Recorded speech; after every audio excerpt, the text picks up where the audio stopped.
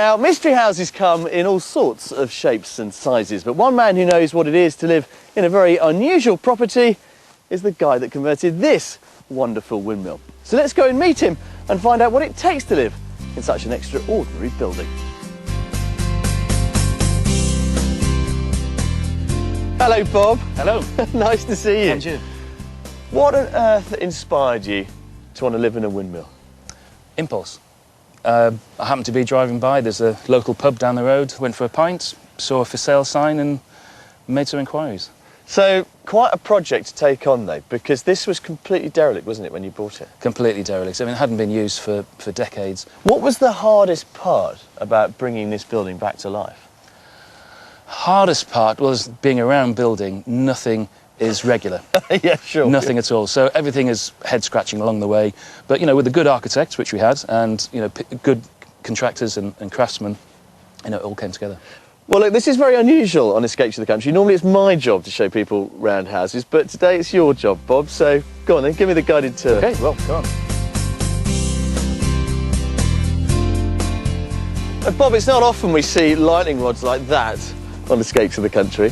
No, that's the original lightning rod there, 40 or 50 feet high, so yeah, that was on there for many years. Well, that's going to look after you in a thunderstorm, isn't it? Definitely. And you definitely want it living up here in a building shaped like that. Well, let's come and see what you've done.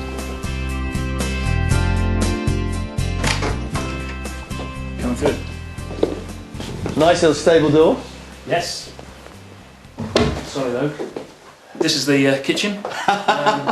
Love it.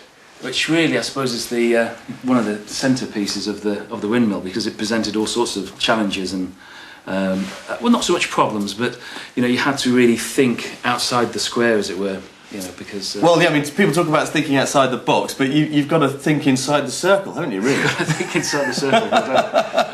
This has got a conical shape to it, as well as a round shape. Yeah. So it's every plasterer's nightmare, really. But you achieve some wonderful shapes. You can see here, you know, the curvature of the stairs. Well, look, let's come up and explore the rest of it. It come on. looks absolutely fantastic. I think you get an idea of the curvature here with the handrail and the tapered walls. Yeah. As we go up. Oh, this is fabulous. Look at that. So this is your principal living room? Yes, this is it. Yes. Originally, the plans were to have a wall here and a door where we stood, but I felt, you know, it would look a lot better if we could open the space up. It really is a joy. And of course, up on this first floor, you start to get a real sense of what a building like this gives you, which of course are the views. Everywhere you look, you've got these wonderful views of the landscape beyond. Yes, you do. And it gets even better as you go up. All right, come on then, let's continue. As we head up, we pass Bob's study, which is an imaginative use of space, and there's just room to fit in a shower room on this floor too. OK, we're moving into the master bedroom now.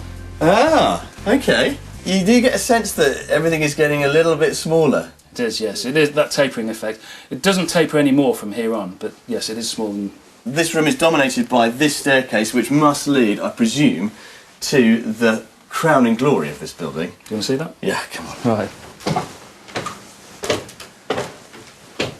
This is what it's all about.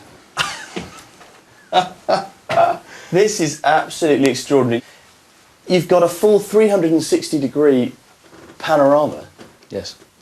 Of the entire landscape. I mean, effectively, you've created a lighthouse, haven't you?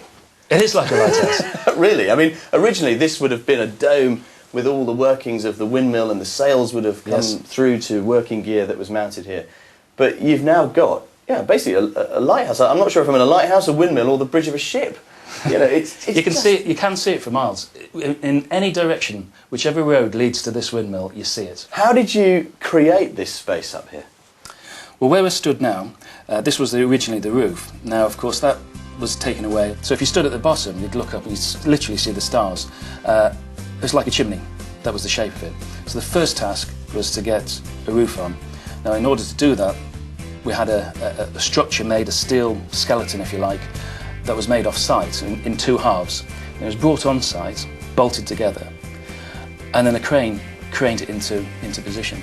Once we've got the roof on, the windows at the top that you see here, we put the other windows in as well, so the whole building became watertight. We could work from floors up then. Now, it's a wonderful space in here, but of course what you don't have is an awful lot of storage. How have you managed to get around that problem? OK, well, we've built a garage here that is underground. Oh. The original plans were to hide it from the road, so that you can only see the windmill and not the garage. You could put easily four cars in there. So you've got essentially two double garages stuck together? Two double garages, yeah. And nicely hidden, so it doesn't interfere with the landscape at all? No, that's right. Yeah, it's sympathetic with the surrounding area. Now, how long did it take you from contractors arriving on site to actually moving in? I bought it 4 years ago. A year later, we actually got the roof structure put in place. But the paint dried earlier this year. So, OK, about 3 years in total from start to finish? Yes. Well done, and thank you so much for letting us have a wonderful look around this extraordinary building. And as I say, congratulations. Thank you.